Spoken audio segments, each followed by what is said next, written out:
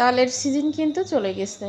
তো কষ্ট করে যদি একটু তাল গোলায় রাখা যায় তাহলে কিন্তু ইচ্ছা মতো পিঠা খাওয়া যায় ফ্রিজে রাখলে। আসলে তালের পিঠা সিজনালি ভালো লাগে, আর হচ্ছে বৃষ্টির সময় তাল পিঠা ভালো লাগে।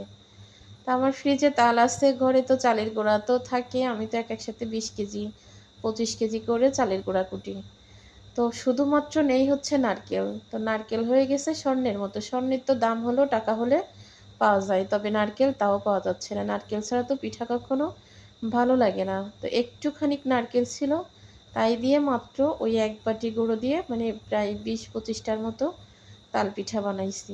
যাই হোক, মানুষ তো কম হয়ে গেছে, তো অল্প করে তাল পিঠা বানাইছি। একদম নারকেলও ছিল ফ্রিজে জমা, তালও ছিল জমা।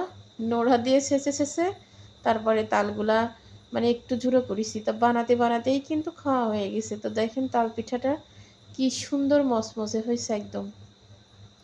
ভাজাটাও কিন্তু অনেক ভালো